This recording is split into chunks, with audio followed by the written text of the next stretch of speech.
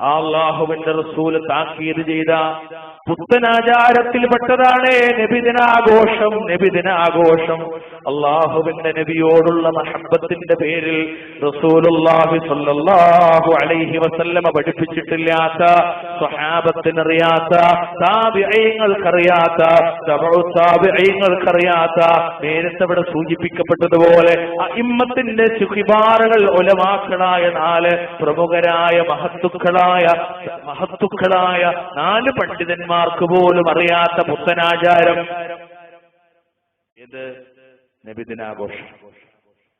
നബിദിനാഘോഷം എന്ന പുത്തനാചാരം ബിദ്അത്ത് അള്ളാന്റെ റസൂൽ താക്കീത് ചെയ്തിട്ടും ഒരു കടത്തിക്കൂട്ടിയതാണ്.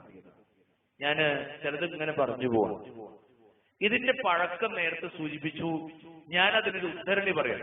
സീറത്തുൻ നബവിയ്യ, ഇആനത്തു താലിബീൻ എന്ന് പറഞ്ഞ കിതാബുൽ ദൈവാചകം, 1-ാം വാള്യം 24. ഖാല സഖാവി ഇന്ന അമലൽ മൗലിദി, മൗലൂദ് എന്ന് ഈ പറഞ്ഞ സമ്പ്രദായം ഉണ്ടല്ലോ, ബഅദൽ ഖുറൂനി സലാസ, 3 നൂറ്റാണ്ടിന് ശേഷം പുതുതായി ഉണ്ടായതാണ്.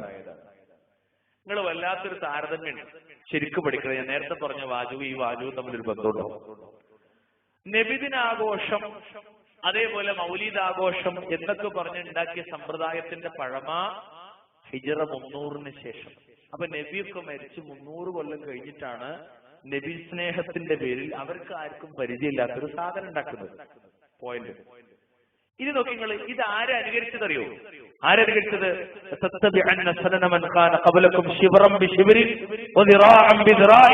പറഞ്ഞില്ലേ, ജൂതനസ്വാറാക്കൾ അനുകരിക്കും. അതേ, അവരെ മഹാനായ ജീസസ് ക്രൈസ്റ്റ് ഈസ അലൈഹി സ്വലാത്തു വസ്സലാം മരിച്ചിട്ട് 300 കൊല്ലം കഴിഞ്ഞിട്ടാണ് ക്രിസ്തുമസ് ഉണ്ടാക്കുന്നത്.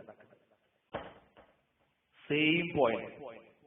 യേശു ക്രിസ്തുവിന്റെ 300 വർഷത്തിന് ശേഷം അവർ ക്രിസ്തുമസ് ഉണ്ടാക്കിയതുപോലെ ഹബീബായ നബിതങ്ങളുടെ വഫാത്തിന്റെ 300 കൊല്ലത്തിന് ശേഷം അവർ നബിദിനാഘോഷവും ഉണ്ടാക്കി. ജൂതനസ്വാറാക്കളെ ചാണിന് ചാണായി മുഴത്തിന് മുഴമായി പിൻപറ്റുന്നു. കുല്ലു മുഹ്ദസത്തിൻ ബിദ്അ വകുല്ലു ബിദ്അത്തിൻ ളലാല. അല്ലാഹു നമ്മളെ സർവ്വ ബിദ്അത്തുകളിൽ നിന്ന് കാത്തുരക്ഷിക്കുമാറാകട്ടെ.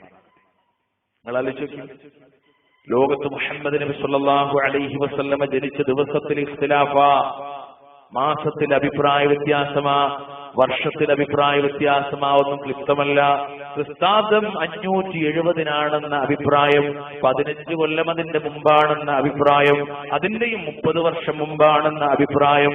മാസത്തിന്റെ വിഷയത്തിലോ മുഹറം മാസം, സഫർ മാസം, റജബ് മാസം, റമദാൻ മാസം, റബീഉൽ അവ്വൽ മാസം എന്ന 5 മാസത്തെ പറ്റിയുള്ള അഭിപ്രായം. ഇനി റബീഉൽ അവ്വലിൽ ആണെന്ന് പറയുന്നിടത്ത് പോലും ദിവസത്തിന്റെ വിഷയത്തിൽ ക്ലിപ്തമല്ല. റബീഉൽ അവ്വൽ 2-നാണെന്നും 8-നാണെന്നും 9-നാണെന്നും 10-നാണെന്നും 12-നാണെന്നും 17-നാണെന്നും 18-നാണെന്നും അഭിപ്രായങ്ങൾ. എത്ര അഭിപ്രായം?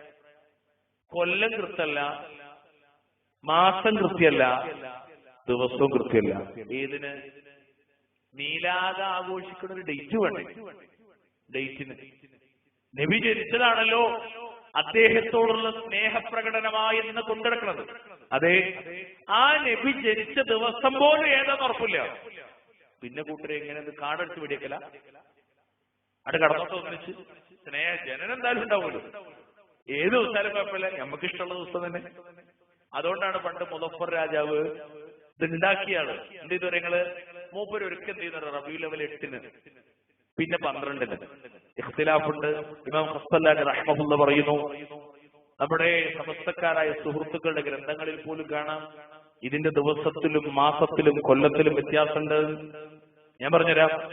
366 വക മൗലിദ് കിതാബ് പേജ് 49 കാണാ ബർസഞ്ചി മൗലിദിന്റെ വഖ്തുലിഫ ഫീ ആമി വിലാദതിഹി സ്വല്ലല്ലാഹു അലൈഹി വസല്ലം വഫീ ശഹ്രിഹാ വഫീ യൗമിഹാ അലാ അഖ്വാലിൽ ലിൽഉലമാ.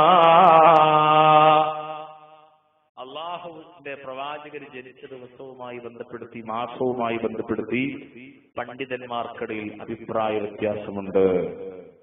ബർസഞ്ചി മൗലിദ് പേജ് 49. മൗലൂദ് കിതാബ് തന്നെ പറയാം. മൗലൂദ് കിതാബ് എന്താ പറയാണ്?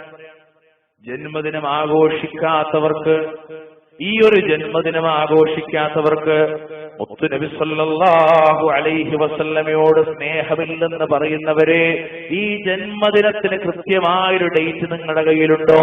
മാസത്തിന് ഡേറ്റ് ഉണ്ടോ? വർഷത്തിനൊരു കൃത്യതയുണ്ടോ? അതൊന്നുപോലില്ല.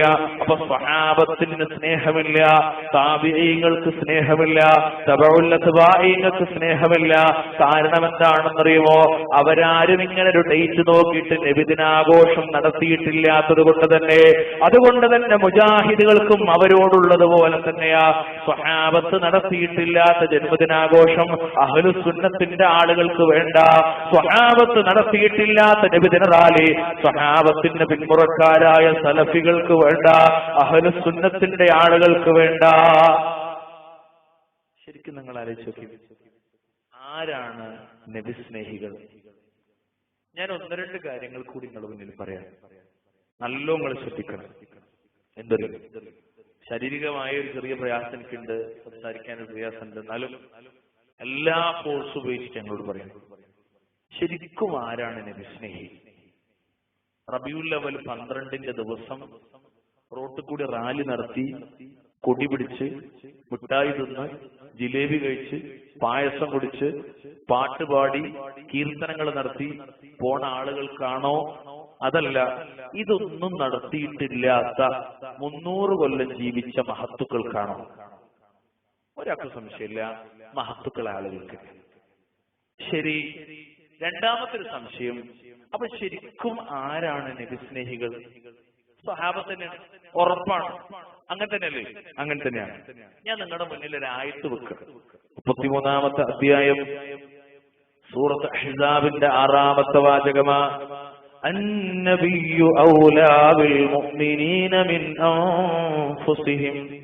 അല്ലാഹുവിന്റെ നബി സല്ലല്ലാഹു അലൈഹി വസല്ലമ ഒരു സത്യവിശ്വാസികൾക്ക് സ്വന്തം ദേഹത്തെക്കാളും അടുത്ത ആളാകുന്ന ഖുർആൻ. അന്നബിയ്യു ഔലാ ബിൽ മുഅ്മിനീൻ.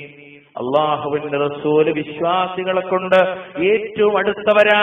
ഔലവിയത്തുണ്ടേ മിൻ അൻഫുസിഹിം, അവരുടെ സ്വന്തത്തെക്കാളും, അതിലെ സ്വന്തത്തെക്കാളും എനിക്ക് നിനക്കാളും ബന്ധമുള്ളത് എന്റെ ഹബീബിനോടാണ്. എനിക്ക് എന്റെ ഭാര്യയെക്കാളും ബന്ധമുള്ളത് എന്റെ ഹബീബിനോടാണ്. എനിക്ക് എന്റെ താല്പര്യത്തെക്കാളും ബന്ധമുള്ളത് എന്റെ ഹബീബിനോടാകണം. ഇതിലെ ഔലവിയത്തിനെ വിശദീകരിക്കുന്നിടത്ത് മഹാനായ ശൈഖുൽ ഇസ്ലാം ഇബ്നുൽ ഖയ്യിം റഹിമഹുല്ലാഹ് പഠിപ്പിക്കുന്ന ഒരു സംഗതിയുണ്ട്. ഇതിലെ ഈ പ്രാഥമികത്വമില്ലേ ഔലവിയത്ത്, ഔല, ഈ ഔല എന്ന് പറയുന്ന കാര്യം പല സംഗതികളെയും ഉൾക്കൊള്ളുന്നുണ്ട്. എന്നിട്ട് അദ്ദേഹം പറയാം, അതിൽ പ്രധാനമായത് എന്താണെന്നറിയുമോ? ഒരാൾക്ക് സ്വന്തം ജീവിതത്തിൽ ആധികാരികമായ ഒരു വിധി നടത്താൻ അവകാശമില്ല.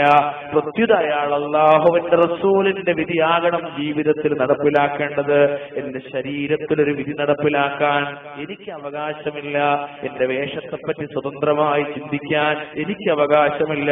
ഞാനൊരു പുരുഷനാണെങ്കിൽ എന്റെ വസ്ത്രധാരണം നിര്യാണിയുടെ താഴെ പോയിക്കൂടാ. കാരണം നബിതങ്ങൾ അതിനെതിരാണ് പറഞ്ഞുപോയത്. അതുകൊണ്ട് നബിയു ഔലാ ബിൽ മുഅ്മിനീന മിൻ അൻഫുസിഹിം. അല്ലാഹുവിന്റെ റസൂലിനെ ശരിക്കും സ്നേഹിക്കുന്ന ആളുകൾ അവരുടെ വസ്ത്രം 2 നിര്യാണിയുടെ താഴെ പോകൂല. സഹോദരിമാരുടെ വസ്ത്രം ഒരിക്കലും അന്യ പുരുഷൻ ആകർഷിക്കുന്നതാവൂല. ഇസ്ലാമിന്റെ ജിൽബാബ് പാലിക്കുന്നവരാണ്. തഫ്സീർ ഖുർത്തുബി, തഫ്സീർ ഇബ്നു കസീർ, തഫ്സീർ തുബരി, തഫ്സീർ റൂഹുൽ മആനി, നിങ്ങൾ ഏതേത് തഫ്സീർ പരിശോധിച്ചോ 33-ാമത്തെ അധ്യായം സൂറത്ത് അഹ്സാബിന്റെ 59-ാമത്തെ വാചകം, അതുപോലെ സ്വഹീഹുൽ ബുഖാരിയിലെ ഹദീസ് കാണാം. നമ്മുടെയൊക്കെ ഉമ്മച്ചി ആയിഷത്ത് സിദ്ദീഖ റളിയല്ലാഹു തആല അൻഹ പറഞ്ഞു പോണത്, അവര് സുബ്ഹിക്ക് പള്ളിയിൽ വരുമ്പോ അവര് മുഴുവനും മറച്ചിട്ടാണ് വന്നിരുന്നതെന്ന, ഒരാളും അവരെ തിരിച്ചറിഞ്ഞിരുന്നില്ലെന്ന സ്വഹാബികൾ ആയത്ത് വിശദീകരിക്കുമ്പോ പറഞ്ഞു പോണത്, എപ്പോഴൊരു പെണ്ണ് വീട്ടിൽ നിന്ന് പുറത്തിറങ്ങുമ്പോഴും 2 കണ്ണല്ലാതെ ബാക്കി ഭാഗങ്ങൾ മുഴുവനും മറക്കണമെന്നാ.